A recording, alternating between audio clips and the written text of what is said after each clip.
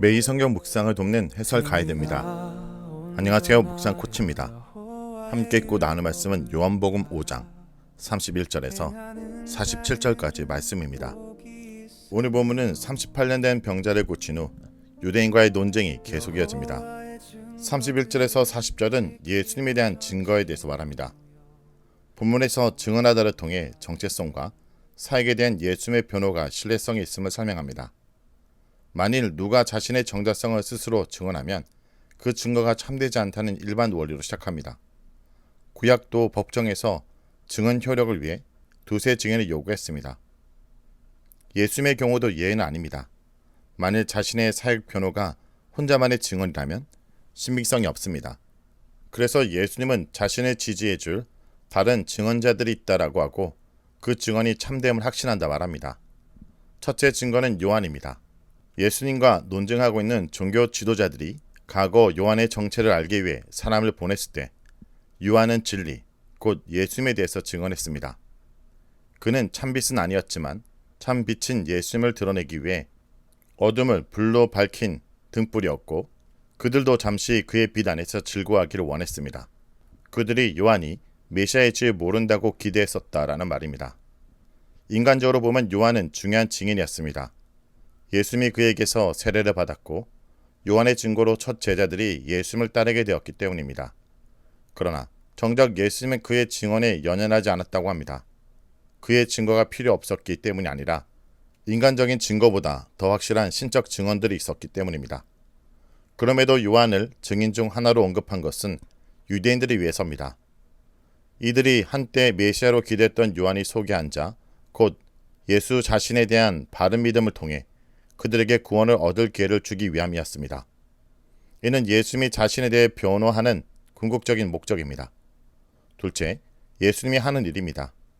그 일들은 하나님이 예수님을 통해 직접 행한 것이기에 요한의 간접 증언보다 큽니다.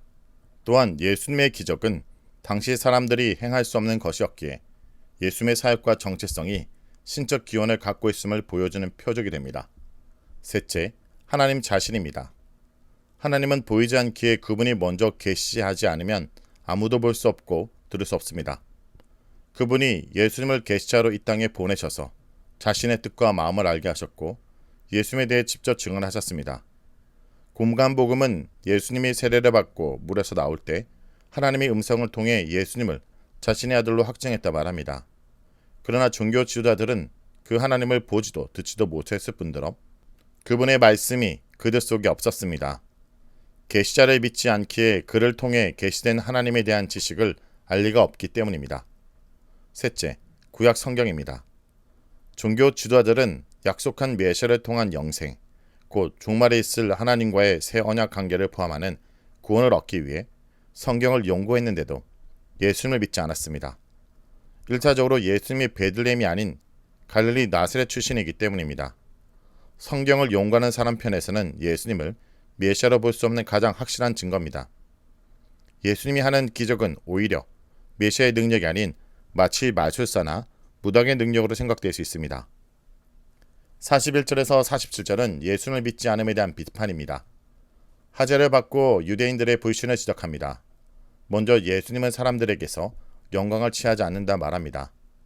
그들을 비판하는 것은 그들의 인정을 얻으려는 의도가 아니라는 말입니다. 예수님은 유대인들 속에 하나님을 사랑하는 것이 없음을 안다는 말로 비판을 시작합니다. 상당히 심각한 도전입니다. 단순히 예수님을 믿고 안 믿고의 문제가 아니라 하나님과의 관계를 흔드는 말이기 때문입니다.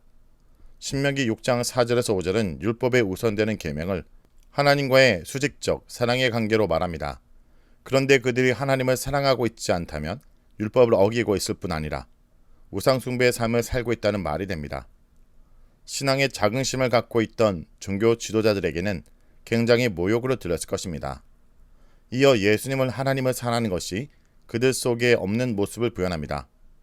예수님은 그의 아버지 하나님의 이름으로 왔지만 그들은 그를 영접하지 않았습니다. 만일 다른 사람이 자기 이름으로 왔다면 영접했을 것이라 합니다.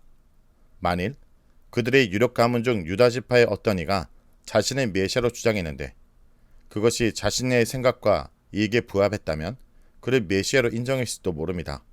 실제로 주후 132년에서 135년 유대인이 로마에 저항하고 있을 때 당시 최고의 랍비 아키바는 반란군 지도자 바코세바를 바코크바라고 부르고 메시아로 인정했습니다.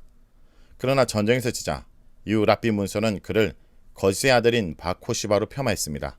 메시아로 인정받으려면 당시 종교 지도자들이나 유대인들이 생각하는 조건에 부합해야만 했던 것입니다. 38년 된 병자를 고치는 기적도 예루살렘이나 갈릴리에서의 기적도 도리어 예수님에 대한 의심만 증폭시켰습니다. 예수님은 그들의 이런 모습을 서로 영광을 취하고 하나님 기원의 영광을 구하지 않는 것으로 묘사합니다. 그들 마음 중심에 자기 이익이라는 변수가 자리 잡고 있었던 것입니다.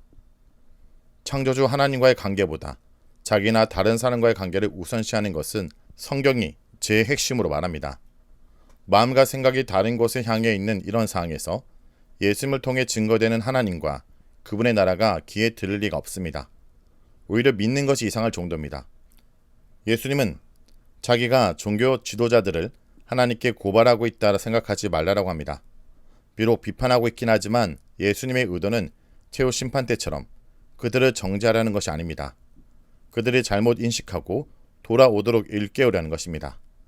그렇다고 그들의 불신을 간과하진 않습니다. 그들은 회개하지 않으면 심판을 받을 것이고 그 심판의 기준은 그들이 숭상하는 모세 율법이 될 것입니다. 율법을 잘 지키고 있다라고 자부하는 유대인들은 예수님이 안식일에 일을 하고 다른 이에게 일을 시켰다 정죄하지만 실상 그들이 하나님의 메시아를 거절하는 죄를 범하고 있었습니다. 모세는 거짓 선지자를 분별하되 그들이 하나님 외에 다른 신을 섬기라고 하는지 확인하고 말과 일의 중엄이나 성취 여부로 분별하라고 했습니다. 유대인들이 표적을 구하고 확인하는 것은 옳지만 모세의 기준에 의하면 예수님의 말과 일은 참 선지자의 증거이기에 그가 모세가 약속한 선지자로서의 메시아입니다. 그러나 그들은 예수를 믿지 않았습니다. 모세보다 자기들의 평가가 더 옳다라고 생각하는 오만과 독선의 사람들입니다. 모세를 존경하고 그가 준 율법을 중시한다 말은 하지만 실제로는 모세나 하나님보다 자기들의 관심사를 더 우선시했습니다. 결국 참 신앙의 핵심은 누구를 중심으로 사고하고 누구와 함께할 것인지입니다. 자기를 중심으로 한 사고와 삶의 관계를 추구하는 것이 죄인의 모습이라면 창조주의 뜻을 헤아리고 그분과의 관계를 소중히 여기는 것이 참 신앙입니다. 성도 여러분, 하나님에 대한 사랑은 하나님의 영광을 추구하는 것을 통해 드러납니다. 유대인들은 하나님을 사랑하는 마음이 없었기에 하나님에게서 오는 영광을 구하지 않고 사람에게서 영광을 취했습니다. 지금 우리는 우리 마음에 혹시 하나님보다 자기를 더 사랑하며 하나님의 영광보다 사람의 영광을 더 추구하고 있지 않은지 돌아보기 원합니다. 말씀을 놓고 기도하겠습니다. 주님, 저희는 성경을 읽으면서도 저희 욕망을 투영할 뿐 아니라 하나님 영광보다는 사람들의 인정과 칭찬이 하는 달콤한 독에 취해 있었습니다. 이 시간 우리의 완악한 마음의 빗장을 꺾어 주옵소서. 문자 속에 갇힌 하나님이 아니라 오늘 나의 삶 속에서 살아 숨쉬며 역사하시는 예수 그리스도를 만나게 허락하여 주옵소서.